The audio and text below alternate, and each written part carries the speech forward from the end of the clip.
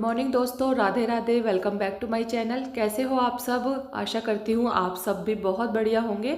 तो दोस्तों, सर्दियों का जो रूटीन है ना, वो जल्दी स्टार्ट करना होता है क्योंकि दिन बहुत जल्दी निकल जाता है और हमारे जो काम है ना, अगर टाइम पे ना हो ना तो हम पूरा दिन लगे रहते हैं। चाहे कितनी भी भाग दौड़ कर ले, लेकिन है ना, काम जो है ख़त्म ही नहीं होते हैं। सुबह का एक ऐसा रूटीन होता है ना, जिसमें हम जल्दी उठकर अपने ढेरों काम बहुत जल्दी निपटा सकते हैं। तो बस मैं 5 बजे उठ गई थी। उसके बाद में ना थोड़ा सा आलस भी आ रहा था क्योंकि सर्दी हो गई है ना, तो बिस्तर में से उठने का मन नहीं कर रहा।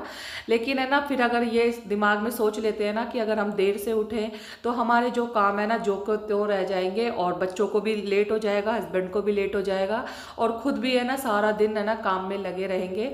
तो बस इन्हीं चीज़ों को माइंड में रखकर सोचने से है ना, रख कर सोते हैं और सुबह उठते हैं तो इन्हीं बातों को सोचते हैं ना, तो अपने आप ही फुर्ती आ जाती है और जल्दी हम उठ जाते हैं।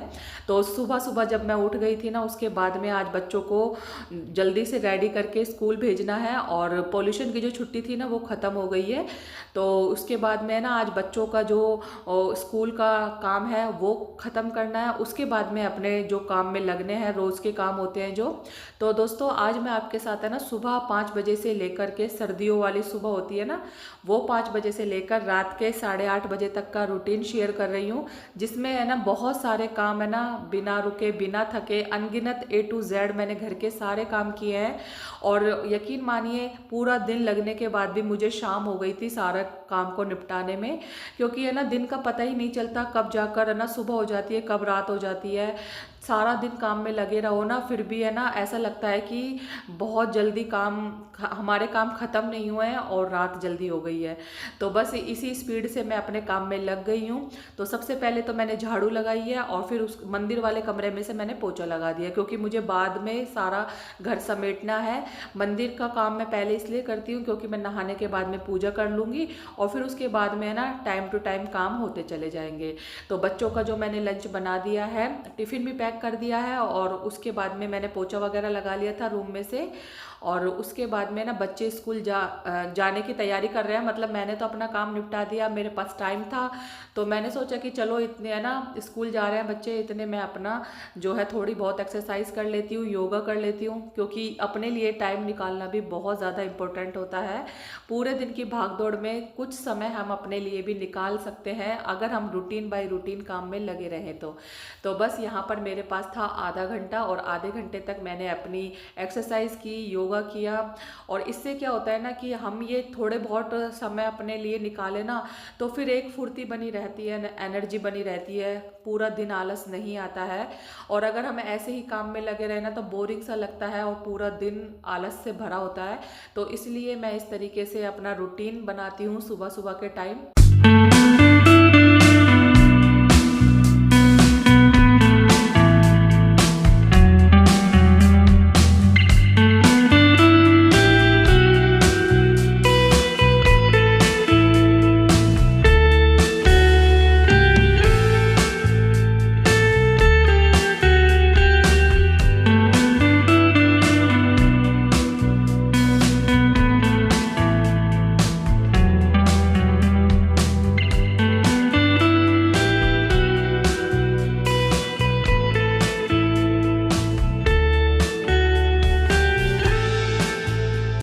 तो जी देखिए, यहाँ पर मेरी एक्सरसाइज भी हो गई है। थोड़ा सा मैंने टाइम निकाल कर अपनी एक्सरसाइज और योगा कंप्लीट कर लिया है।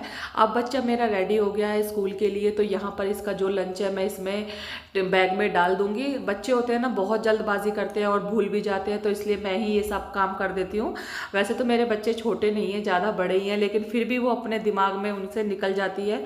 और देखिए यहाँ पर वो स्कूल भी जा चुका है। बहुत जल्दबाजी होती है सुबह सुबह, मतलब ऐसा होता है ना कि 2 हाथ होते हैं, लेकिन हम है ना काम इतने सारे हाथों वाले करते हैं कि कहीं पर कुछ निपटाते हैं, कहीं पर कुछ निपटाते हैं।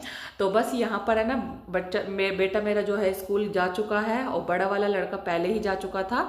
तो यहाँ पर है ना, जब उसके जाने के बाद में मैंने रात को ही पानी भर लिया था मशीन में और फिर उसके बाद मैंने फटाफट से मशीन लगा ली है। और देखिए, एक दिन छोड़ के एक दिन मशीन लगानी होती है सर्दियों में।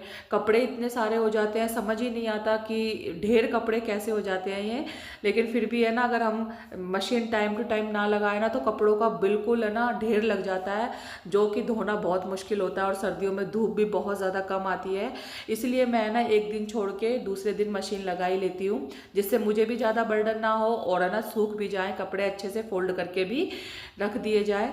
तो अब यहाँ पर है ना मशीन लगाने के बाद मैं नहा कर आ गई हूँ। नहाने के बाद मैंने अच्छे से जो है सर्दियों का जो रूटीन होता है ना, हाथ पैर बहुत ज़्यादा ड्राई हो जाते हैं तो खूब सारा मैं लोशन लगाती हूँ। और अच्छे तरीके से लोशन लगाने के बाद में अब मैं आ गई हूँ पूजा करने के लिए। अब कान्हा जी को उठा दूंगी और फिर उनके बाद उनका स्नान करा के, उनका श्रृंगार करके, उनकी पूजा वगैरह करने के बाद उनको भोग लगा दूंगी। तो इस तरीके से है ना जो ये मेरा काम है सुबह के 8 साढ़े 8 बजे तक कंप्लीट हो जाता है। तो जल्दी उठने के फायदे देख लीजिए दोस्तों, इतने सारे होते हैं कि अनगिनत काम है ना हम करते चले जाते हैं। और ये काम अगर हमारे सुबह के टाइम निमट जाए ना, कपड़े का काम हो गया, झाड़ू पोछा हो गया या घर की डस्टिंग हो गई, तो है ना बहुत टाइम सा हमें मिल जाता है लंच वगैरह की तैयारी करने में, और फिर हम थोड़ा सा रिलैक्स भी कर लेते हैं। तो यहाँ पर पूजा वगैरह मैं अब कर रही हूँ और धूप बत्ती दीप से, और फिर उसके बाद में मैं भोग भी लगा दूंगी।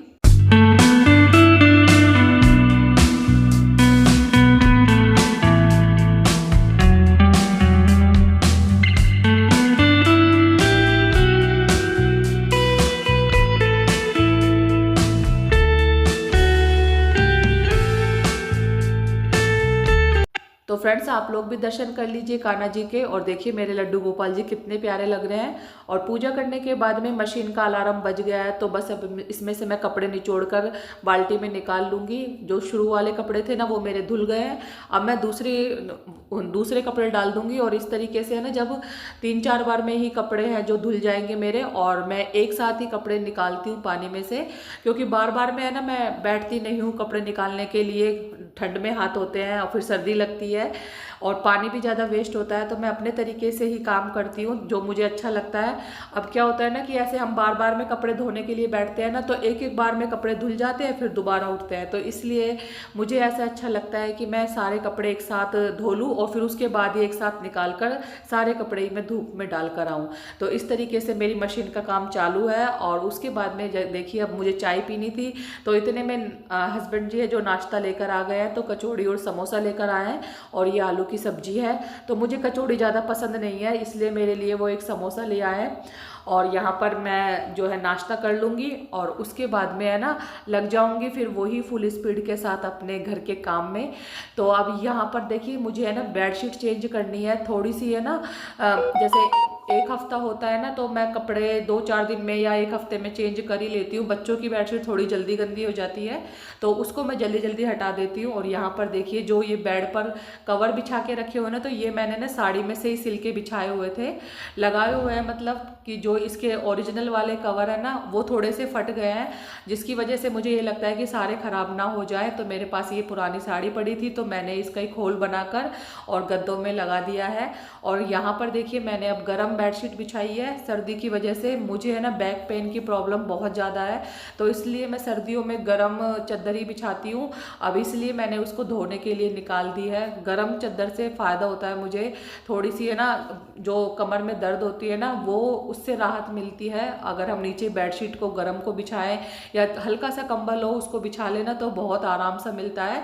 तो सर्दियों में मुझे ये बहुत ज़्यादा दिक्कत होती है कि मुझे है ना बैक पेन होता है, क्योंकि मेरे जो बच्चे हैं वो सिजेरियन है, उसकी वजह से ये जो सर्दियों का दर्द है ना बहुत ही ज़्यादा मुश्किल होता है इसको हैंडल करना। इसलिए मैं ना अपने आप को इस तरीके से मैनेज करके रखती हूँ, हर चीज़ों को गर्म वगैरह बेडशीट बिछाकर या स्वेटर वगैरह भी अच्छे से पहनती हूँ। और इसके बाद मैंने पूरे रूम को ना सेट कर दिया है, बेडशीट भी अच्छे से बिछा दी है और कंबल वगैरह को फोल्ड करके और वहीं पर लगा दिया है। दोपहर में जैसे किसी का मन होता है लेटने का तो बस ये होता है कि कंबल को उठाया और लेट गए। अगर थोड़ा बहुत टाइम मिलता है तो मैं भी लेट जाती हूँ। और फिर उसके बाद में बेडशीट को मैंने डाल दिया मशीन में। और यहाँ पर देखिए मैं यहाँ पर सारे कपड़े धुल लूँगी। धोने के बाद में देखिए सारे जो कपड़े मेरे धुल गए और मैं छत पर सारे कपड़े सुखा कर भी आ गई हूँ। अब देखिए उलट पलट करने के लिए मुझे जब बार बार बार में जाना होता है, क्योंकि अगर हम एक तरफ ही कपड़े छोड़ के आ जाए ना तो वो एक साइड से सूख जाते हैं और पीछे की साइड से जो है गीले रह जाते हैं। और मोटे कपड़े होते हैं, जीन्स होती है ना, तो वो सूख नहीं पाते। तो मैं तो बस ये सोचती हूँ कि बस मैंने कपड़े धोए और मेरे शाम तक कपड़े 3-4 बजे तक अच्छे से सूख जाएं और उनको तय करके रख दूँ। तो इस तरीके से मैं अपने कपड़ों का ध्यान भी रखती हूँ। तो मुझे 2-3 चक्कर लगाने होते हैं, क्योंकि लास्ट के कपड़े होते हैं ना, फिर वो लास्ट में धुलते हैं, इतने में जो सूख जाते हैं उनको उतार कर ले आती हूँ। और अब यहाँ पर है ना सारा काम मेरा हो गया है, मशीन वगैरह मैंने अच्छे से साफ कर दी है। उसके बाद में मैंने यहाँ से भी धो दिया है, फर्श और बाथरूम वगैरह सब कुछ धो दिया है मैंने। अब मैं वाइपर लगा दूंगी। वाइपर लगाने के बाद में मेरा जो ये काम है ना दोपहर तक ख़त्म हो गया। अब मुझे करनी लंच की तैयारी। और वैसे तो मैंने सब्जी बना के रखी हुई थी आलू बैंगन की, सुबह बच्चों को लंच में दी थी, स्कूल गए थे जब। और अब बस मुझे रोटी ही सेकनी है और उसके बाद में जो खाने पीने के बर्तन होंगे ना वो करने हैं। और वैसे भी आज है ना दोस्तों मंगलवार है, तो मंगलवार को मेरे हस्बैंड की छुट्टी होती है, मतलब शॉप की, तो इसलिए ना थोड़ा सा काम ज़्यादा भी लगता है। जब घर पर रहते हैं ना बच्चे हस्बैंड, तो काम बढ़ ही जाता है और धीरे धीरे काम में लगना होता है, क्योंकि जब उनको खाना होता है ना तभी बनाना होता है। तो इसलिए मैंने ना लंच की तैयारी आज लेट की है। और जब शॉप पर जाते हैं ना तब तो ये होता है कि जल्दी से खाना पैक करके और भेजना होता है, लेकिन जब घर पे रहते हैं ना तो सोचते हैं कि अभी हैवी सा नाश्ता किया था कचौड़ी समोसे का, तो खाना है जो लेट ही खा लेंगे। तो इसलिए मैं सारे काम को निपटा कर मैंने, और फिर जब जाकर लंच की मैं लग गई हूँ लंच बनाने में। तो यहाँ पर मैंने खीरा वगैरह सलाद के लिए काट लिया है और अब बस मुझे है ना रोटी सेकनी है, तो बस रोटी मैं बना रही हूँ। इतने मेरे बेटा भी स्कूल से आ जाएगा, छोटा वाला भी, क्योंकि उसका जो टाइम है ना वो 3 बजे का है। तो अब आप देख लीजिए 2:30-3 का टाइम हो रहा है और यहाँ पर मेरा जो लंच है तैयार हो गया है। तो मैं सबको खाना खिला दूंगी और खाना खिलाने के बाद में जो हमारा काम होता है ना, कीड़ा होता है हमारे हाउसवाइफ के हर एक के दिमाग में चलता रहता है, वो होता है किचन साफ रखने का। तो बस थोड़ा बहुत भी काम होता है, चाहे नाश्ता हो चाहे खाना हो, तो बस अब अपने रसोई की सफाई में लगे रहते हैं, क्योंकि रसोई साफ रहती है ना तो मन भी खुश होता है। तो इसलिए बस सारा काम निपटाने के बाद में मैं किचन में आ गई हूँ और इसकी अच्छे से सफाई कर लूँगी, ताकि है ना शाम का मैं लेट ही खाना बनाऊँगी, थोड़ा सा ज़्यादा लेट तो नहीं करूँगी, सर्दी का मौसम है तो जल्दी काम निपटाऊँगी। अब मैं सुबह से लेके मुझे देखिए 4-4:30 बज गया है, तो यहाँ पर चाय का टाइम भी हो जाएगा, तो चाय भी जो है पी लेंगे। थोड़ी देर बातें की, बैठे थे थोड़ी देर, और फिर उसके बाद में है ना जो मैं कपड़े हैं जो उतार कर ले आई हूँ, 5 बज रहे हैं अब, और ये जो जीन्स वगैरह है ना ये रह गई है मेरी सूखने के लिए, तो बस इनको मैं डाल दूंगी अंदर ही। और बाकी के देखिए सारे कपड़े हैं जो मेरे सूख गए हैं, अब इनको फोल्ड करके मैं रख दूंगी। और फिर इसके बाद में है ना जो मैं खाने की तैयारी करूंगी शाम के डिनर की। तो शाम का जो खाना है वो सिंपल सा है मेरा, दाल और रोटी का, क्योंकि सबने लेट खाना खाया है तो किसी का मन नहीं था, इसलिए हल्का फुल्की जो है लाल दाल बना लूँगी मैं, मसूर की दाल, और रोटी सेक लूँगी उसके साथ। तो इसलिए ना मैं ये वाला काम निपटा रही हूँ अपना कपड़ों का। कपड़े मैं अच्छे से फोल्ड करके रख दूंगी अलमारी में, और फिर उसके बाद में ना दाल चढ़ा दूंगी। इतने मेरे पूजा का टाइम हो जाएगा, 6:30-6:45 बज जाएंगे, तो पूजा वगैरह कर लूँगी, आटा लगा के रख दूंगी, और जब खाना खाएंगे ना सब लोग तब मैं फटाफट से रोटियाँ सेक दूंगी। तो इस तरीके से देखिए मेरा कंटिन्यू है ना जो ये रूटीन चल रहा है। अब ये देखिए यहाँ पर मैंने है ना जो नमक ख़त्म हो गया था तो नमक मंगवाया था पैकेट वाला, जो ये सेंधा नमक होता है ना इसी को हम खाने में यूज़ करते हैं। जो टाटा नमक होता है ना वो ज़्यादा हार्ड होता है और वो है ना बीपी के लिए बिल्कुल भी अच्छा नहीं होता है, तो थोड़ी प्रॉब्लम होती है ना, तो इसलिए मैं बहुत सालों से सेंधा नमक ही यूज़ करती हूँ और यही मुझे पसंद है। मैं टाटा नमक मुझे बहुत ज़्यादा तेज लगता है, तो इसलिए मैं उसको अवॉइड करती हूँ और सेंधा नमक ही यूज़ करती हूँ। तो बस ये सेंधा नमक मैंने मंगा लिया, इसको डाल दिया है मैंने डिब्बे में। साथ में है ना मैंने इम्पैक्ट वाला सरफ भी मंगाया है, तो सरफ मैं इम्पैक्ट का ही यूज़ करती हूँ, इसकी खुशबू बहुत अच्छी होती है। और साथ में है ना इसमें झाग भी बहुत ही अच्छे से बनते हैं, थोड़ा ही यूज़ होता है, इसलिए मैं हमेशा है ना जो है इम्पैक्ट सरफ की थैली ही मंगवाती हूँ। तो इसको भी मैंने एक डिब्बे में डाल के रख दिया है, और डिब्बा थोड़ा छोटा था तो उसको पॉलीथीन को मैंने ऐसे ही रख दिया है। और फिर उसके बाद में देखिए मैंने दाल को भी है ना साफ़ कर लिया था, और इसको मैं थोड़ी देर के लिए भिगो के रख दूंगी। धो के रखना होता है कि दाल है ना जो ये जल्दी बन जाती है। और अब यहाँ पर मैं ना जो दाल बनाने की तैयारी कर रही हूँ, प्याज वगैरह कट कर लूँगी, टमाटर कट कर लूँगी, और दाल है जो जल्दी फटाफट से बन जाती है। फ्राई करके नहीं बनाती हूँ मैं दाल को, ऐसे ही छोंक लगाती हूँ और ना 1 सीटी में दाल है जो मेरी बन जाती है।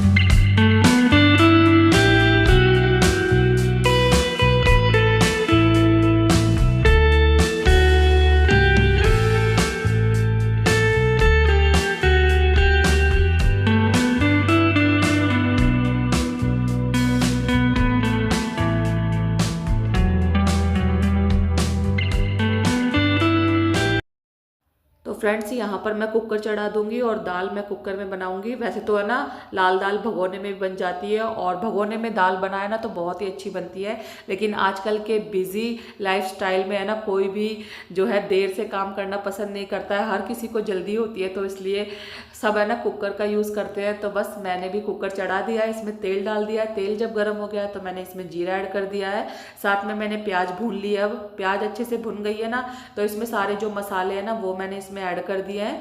और जो बेसिक मसाले होते हैं हल्दी धनिया नमक और मिर्च, ये सब कुछ मिलाकर मैंने मसाला भून लिया है। टमाटर इसमें ऐड कर दिए थे और अब मैं इसमें दाल डालकर इसमें पानी डालकर एक सीटी इसमें लगा लूँगी। अब यहाँ पर देखिए मेरा जो काम है ना ये यहाँ तक ख़त्म हो गया था। अब थोड़ा सा मुझे टाइम मिला कि आपसे बातें करूँ, तो टाइम पहले मैं आपको दिखा रही हूँ कि 7 साढ़े 7 बज गए हैं, 7:25 हो गए और उससे देखिए मैंने पूजा कर ली है, सब्जी बन गई है, कपड़े भी फोल्ड कर दिए थे और आटा लगा के मैंने रख दिया है। तो यहाँ पर सबसे पहले मैं आपको दिखा रही हूँ कि मैंने ना शाम की जोत बत्ती भी कर ली है। और यहाँ पर मैं बार बार मैं नाक पे आपको दिखा रही हूँ कि मेरे नाक पे है ना ऊपर की साइड फुंसी हो रही है, मतलब है ना इतने ज़्यादा पेन हो रहा है इसमें कि नाक भी अजीब सी लाल हो गई है। तो यहाँ पर देखिए दाल मेरी बन गई है और यहाँ आटा मैंने लगा के ढक के रख रखा था। और आटा को जब हमें ना गूंद कर छोड़ देते हैं ना 15-20 मिनट के लिए, आधे घंटे के लिए, तो काफ़ी अच्छा हो जाता है, सॉफ्ट हो जाता है, जिससे कि रोटियां बहुत ही अच्छी बनती है। तो बस मैं ऐसे ही छोड़ देती हूँ आटे को गूंद कर और ढक कर रख देती हूँ। और फिर जब रोटी बनानी होती है ना तो फटाफट से गरम गरम रोटियाँ इससे बहुत जल्दी भी बन जाती है और काफ़ी सॉफ्ट भी बनती है। और आपने नाक मेरी देखी थी काफ़ी ज़्यादा लाल हो गई है, और सर्दी का मौसम है ना तो उसमें तो हर एक छोटी छोटी चीज़ों से भी बहुत ज़्यादा पेन होता है। तो इसमें मैं दवाई लगा रही हूँ और देखते हैं कब जाकर ये ठीक होगी। और अब यहाँ पर मैं देखिए 8 बज गया है तो अपनी रोटी है जो मैंने बना ली है और सबको खाना खिला दिया है, और अब यहाँ पर मैं लेकर आ गई हूँ अपने लिए। तो यहाँ तक था मेरा आज का व्लॉग और सारा काम मेरा जो है ख़त्म हो गया है। बर्तन वगैरह मैंने पहले ही धुल लिए थे क्योंकि ये लास्ट की जो मेरी थाली है ना इसको मैं धो के रख दूँगी। बाकी का दूध वगैरह मैंने सब कुछ गर्म कर दिया है तो अपने लिए लेकर जा रही हूँ मैं, और सारा काम है जो मेरा कंप्लीट हो गया है। तो फ्रेंड्स आपको आज का मेरा जो ये व्लॉग है ना भागम भाग वाला भाग दौड़ वाला कैसा लगा ज़रूर बताइएगा। अच्छा लगे तो लाइक ज़रूर कीजिए। मिलती हूँ नेक्स्ट व्लॉग में, बाय बाय।